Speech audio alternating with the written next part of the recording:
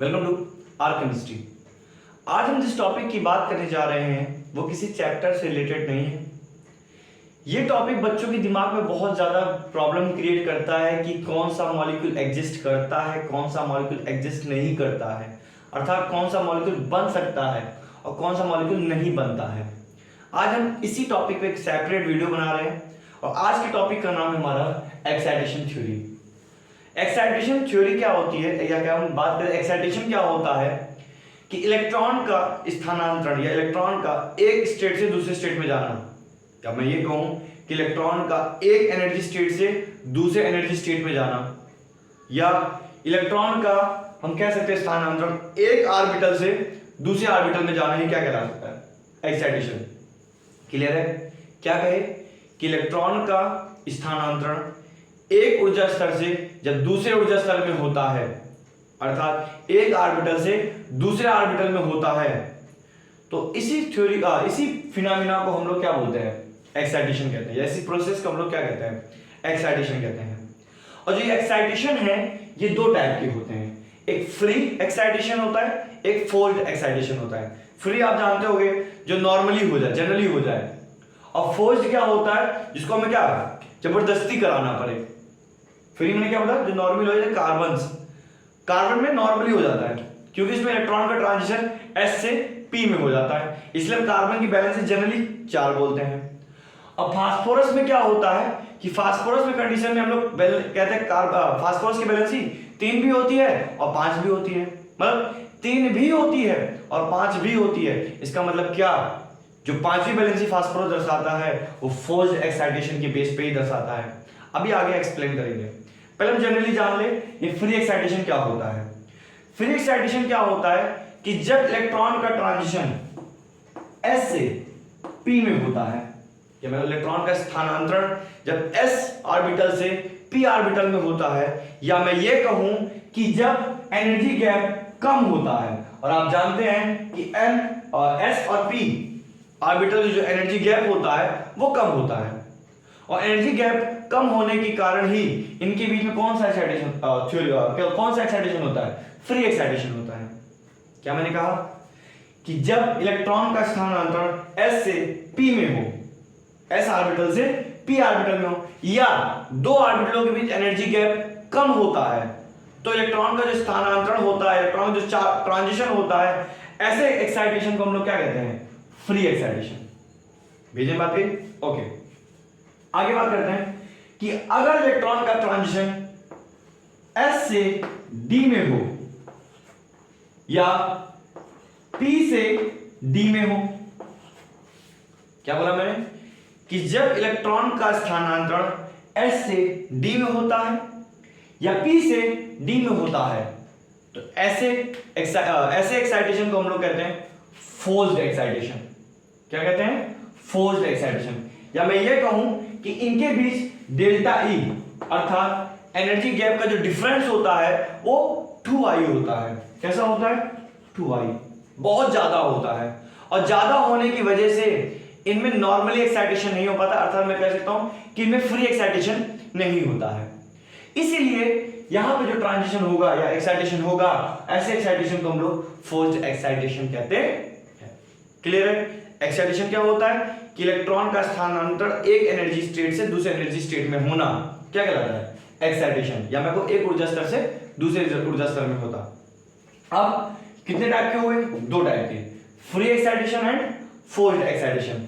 Free excitation क्या होता है जब डेल्टा ई का मान कम हो, या इलेक्ट्रॉन का स्थानांतरण कहां से कहां हो, s से p में होता है, तो ऐसे एक्साइटेशन को हम लोग कहते हैं फ्री एक्साइटेशन।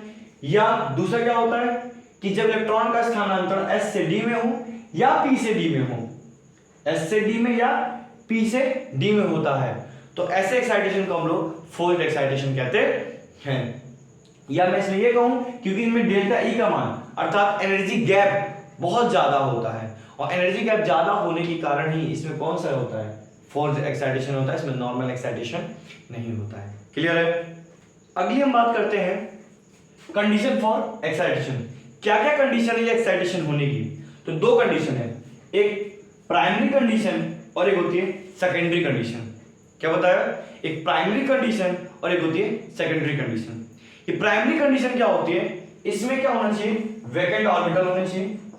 क्या होना चाहिए बेटा, वैकेंट ऑर्बिटल, ऑर्बिटल कह लो, वैकेंट ऑर्बिटल होना चाहिए पहली बात। और क्या होना चाहिए, प्राइमरी कंडीशन क्या होना चाहिए, वैकेंट ऑर्बिटल। एग्जांपल आपको देता हूं, कार्बन, कार्बन कितना होता है 6। अगर मैं इसका इलेक्ट्रॉनिक कॉन्फ़िगरेशन करूं 1s2 2s2 2p2, और p में कितना होता है 2।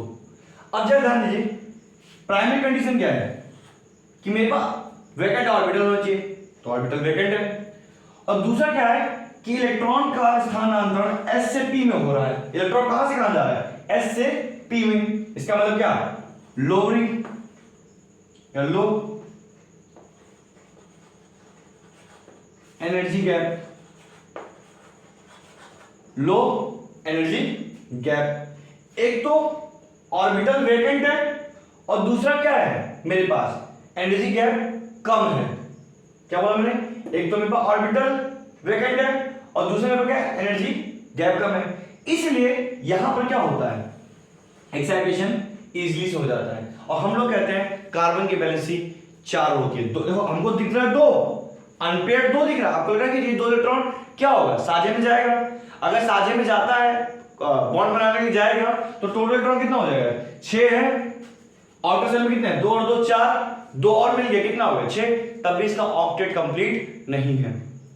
तो होगा क्या, इस ये इलेक्ट्रॉन जो s में है वो कहां जाएगा, p में। और s से p में क्यों जा सकता है, क्योंकि s और p दोनों के बीच जो डेल्टा E का मान होता है वो कम होता है। एक डेल्टा E का मान कम है, दूसरा इनके बीच एनर्जी गैप क्या है, कम है। और दूसरी बात क्या है, इसमें वैकेंट ऑर्बिटल पाया जाता है। और यही रीजन होता है कि हम कार्बन के ये 2 इलेक्ट्रॉन ना गिन करके कार्बन के अनपेयर्ड कितने इलेक्ट्रॉन गिनते हैं, 4। इसलिए हम कार्बन की वैलेंसी 2 नहीं बोलते हैं, कार्बन की वैलेंसी हम डायरेक्ट कितना बोलते हैं, 4। क्यों, कि उसमें कार्बन में अपने ऑक्टेट को कंप्लीट करने के लिए उसमें फ्री एक्साइटेशन हो जाता है। क्या कहा मैंने, कि कार्बन अपने ऑक्टेट को कंप्लीट करने के लिए कार्बन में फ्री एक्साइटेशन होता है। तो फ्री एक्साइटेशन कितनी कंडीशन आई, प्राइमरी और सेकेंडरी। प्राइमरी में क्या हो गया, वैकेंट ऑर्बिटल जो है, और क्या है इसमें, दूसरी बात क्या है, दोनों के बीच में एनर्जी गैप क्या है, कम है। अगर हम सेकेंडरी की बात करते हैं तो सेकेंडरी में हम ध्यान देते हैं, हम एग्जांपल लेते हैं इसका फास्फोरस का। हमने फास्फोरस लिया और फास्फोरस का मैं आउटर इलेक्ट्रॉनिक कॉन्फ़िगरेशन करता हूं 3s2 3p3 n3d 0। हमारे पास वैकेंट ऑर्बिटल खाली है। अगर मैं इसको यहां थोड़ा बनाता हूं फास्फोरस का, यहां मेरा 3s हो गया,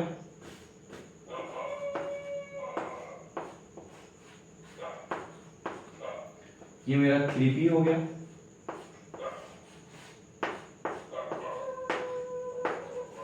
और ये मेरा 3d जो खाली है। तो इलेक्ट्रॉन का ट्रांजिशन कहां से कहां हो रहा है, S से D में हो रहा है। तो एक बात तो हमारी क्लियर है, प्राइमरी कंडीशन तो क्लियर है, क्यों, क्योंकि हमें वैकेंट ऑर्बिटल तो मिल गया। लेकिन सेकेंडरी कंडीशन क्या है, एनर्जी गैप। सेकेंडरी कंडीशन क्या है, एनर्जी गैप। बात समझिएगा क्या कहना चाह रहे हैं। प्राइमरी कंडीशन क्या होनी थी, ऑर्बिटल को वैकेंट होना चाहिए, तभी एक्साइटेशन हो पाएगा, अन्यथा एक्साइटेशन नहीं हो पाएगा। भाई किसी कोई इलेक्ट्रॉन अपने एक ऑर्बिटल को छोड़ के दूसरे ऑर्बिटल में जा रहा है, अगर वो पेयर्ड है और पेयर्ड से अनपेयर्ड होने जा रहा है तभी एक्साइटेशन होगा। अब ये नहीं है कि वो पहले से पेयर्ड है फिर से पेयर्ड होने जा रहा है, पहले से जोड़े में फिर जोड़े में हो जाए ना, वो जोड़े में है, बिना जोड़े में होगा, तभी एक्साइटेशन हम मानेंगे। तो एक्साइटेशन हुआ। अब एक्साइटेशन होने के हमारा पहली कंडीशन तो क्लियर है कि पहली कंडीशन क्या है मेरे पास, कि यहां पर वैकेंट ऑर्बिटल पाया जा रहा है। लेकिन मेरे पास सेकेंडरी कंडीशन मेरी क्या है, कि इसमें एनर्जी गैप ज्यादा है। देखिए एनर्जी गैप ज्यादा है कि नहीं, इलेक्ट्रॉन का स्थानांतरण कहां से, S से D में हो रहा है। इलेक्ट्रॉन का स्थानांतरण कहां से कहां हो रहा है, S से D में हो रहा है। और S से D में हो जाने के कारण ही इसमें क्या है, एनर्जी गैप ज्यादा है और इसलिए यहां पर फोर्स्ड एक्साइटेशन होगा। कार्बन में क्या था, इलेक्ट्रॉन का ट्रांजिशन S से P में हुआ था। प्राइमरी कंडीशन थी मेरे पास कि वैकेंट ऑर्बिटल होना चाहिए, तो मेरे पास है। सेकेंडरी कंडीशन क्या होना चाहिए, एनर्जी गैप कम होना चाहिए, तो एनर्जी गैप भी कम है, तो यहां पर नॉर्मल एक्साइटेशन हो गया। लेकिन जब हमने यहां बात किया, फास्फोरस को लेके बात किया, तो फास्फोरस में हमने क्या पाया कि मेरे पास ऑर्बिटल तो खाली है लेकिन एनर्जी गैप ज्यादा है। और इस एनर्जी गैप को कम करने के लिए हमें क्या करना पड़ेगा, फास्फोरस के साथ कोई ऐसा एलिमेंट को जोड़ना पड़ेगा जिसकी इलेक्ट्रोनेगेटिविटी फास्फोरस से ज्यादा होती है। और अगर इलेक्ट्रोनेगेटिविटी फास्फोरस से ज्यादा, मैंने ले लिया फ्लोरीन, मैंने ले लिया क्लोरीन, ठीक है, तो फ्लोरीन और क्लोरीन इस जनरली एग्जांपल फ्लोरीन को लेकर चलता हूं, चर्चा करते हैं। तो फ्लोरीन को जब फास्फोरस से अटैच करते हैं तो फ्लोरीन की इलेक्ट्रोनेगेटिविटी ऋण विद्युतता ज्यादा होने के कारण ये क्या करेगा, फ्लोरीन से इलेक्ट्रॉन को खींचेगा, अपनी तरफ अट्रैक्ट करेगा, जिसकी वजह से फ्लोरीन पे पार्शियल पॉजिटिव चार्ज क्रिएट हो जाएगा। और फ्लोरीन फास्फोरस पे जैसे ही पार्शियल पॉजिटिव चार्ज क्रिएट होगा अर्थात फास्फोरस का इफेक्टिव न्यूक्लियर चार्ज अर्थात जेड इफेक्ट बढ़ जाएगा। और जैसे ही जेड इफेक्ट बढ़ेगा तो फास्फोरस क्या करेगा, इस वैकेंट डी ऑर्बिटल को अपनी तरफ अट्रैक्ट करेगा। तो जो एनर्जी गैप मैं यहां पर आपको एक्सप्लेन करता हूं,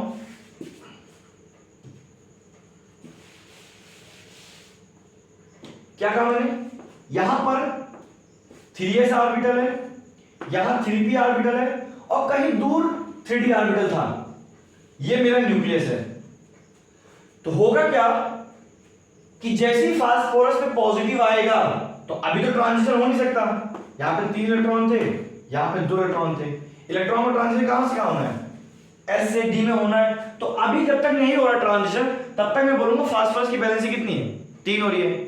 लेकिन इलेक्ट्रॉन का ट्रांजिशन S से D में होना है, एनर्जी गैप बहुत ज्यादा होता है और एनर्जी गैप ज्यादा होने के कारण ही ये फ्री एक्साइटेशन नहीं कर पाता है। तो हम करते क्या है, फास्फोरस के साथ कोई ऐसा एलिमेंट जोड़ते हैं जिसकी इलेक्ट्रोनेगेटिविटी फास्फोरस के साथ कोई ऐसा एलिमेंट जोड़ते हैं जिसकी इलेक्ट्रोनेगेटिविटी फास्फोरस से क्या हो, ज्यादा हो। और जब फास्फोरस से ज्यादा होते हैं, हमने किसको ले लिया, फ्लोरीन की इलेक्ट्रोनेगेटिविटी बहुत ज्यादा होती है। तो जैसे हमने फ्लोरीन को जोड़ा तो फ्लोरीन ने क्या किया, उसके इलेक्ट्रॉन को अपनी तरफ अट्रैक्ट किया, जिसकी वजह से इसका जेड इफेक्ट बढ़ गया। और जेड इफेक्ट बढ़ते ही जो डी ऑर्बिटल दूर था कहीं, वो कहां चला आया, पास। और जैसे ही पास में आ गया अब उसका ट्रांजिशन इजीली हो जाता है। तो जब देखिए हमने डी ऑर्बिटल को कहां लाना पड़ा, नीचे, अर्थात उनके बीच एनर्जी गैप कम करना पड़ा, मुझे जबरदस्ती कराना पड़ा, मुझे फास्फोरस के साथ ऐसा एलिमेंट जोड़ना पड़ा जिसकी इलेक्ट्रोनेगेटिविटी फास्फोरस से ज्यादा होती है। नॉर्मली नहीं हुआ, हमें फास्फोरस के साथ ऐसा जोड़ना पड़ा, मजबूरी थी, ताकि डी ऑर्बिटल कहां चला आए, नीचे, एनर्जी गैप क्या हो जाए, कम, तभी हम लोग इसका एक्साइटेशन करा पाएंगे। और हमने किया। अगर मैं इसके साथ क्या जोड़ दूं, हाइड्रोजन जोड़ दूं, फायदे अगर इसके साथ क्या जोड़े, हाइड्रोजन जोड़ दें, तो हाइड्रोजन की इलेक्ट्रोनेगेटिविटी वैसे कम है फास्फोरस से, यही खींच लेगा उल्टा और इस पे क्या आ जाएगा, नेगेटिव। और जब पार्शियल नेगेटिव आएगा तो उसका जेड इफेक्ट कम हो जाएगा। आप पढ़े हो, जैसे जेड इफेक्ट कम होगा साइज क्या हो जाती है, और बढ़ जाती है। तो जहां डी ऑर्बिटल था और दूर चला जाता है, और जब और दूर चला जाएगा तो उसकी एनर्जी गैप और बढ़ जाता है। इसलिए फास्फोरस हाइड्रोजन के साथ केवल कितना बॉन्ड बना सकता है, उसकी वैलेंसी केवल कितनी हो सकती है, 3। लेकिन फास्फोरस किसी ऋण विद्युती के साथ जुड़ा हुआ है तो कितना बना सकता है, 3 तो बनाएगा ही बनाएगा, साथ में कितना बना सकता है, 5। अब जब एक्साइटेशन हो जाएगा तो एक इलेक्ट्रॉन कहां आ जाएगा, इधर। अब कितने हो गए एनपेड, 1 2 3 4 और 1 5। और यहां पर फास्फोरस की वैलेंसी 3 भी हो गई और फास्फोरस की वैलेंसी 5 भी हो गई, इसको हम कोवैलेंसी कहते हैं। क्लियर है? उम्मीद करते हैं आपको आज का टॉपिक समझ में आया होगा। नेक्स्ट वीडियो में इसी एक्साइटेशन को लेकर कुछ एग्जांपल पे हम डिस्कस करेंगे। उम्मीद करते हैं आपको समझ में आया होगा। Thank you.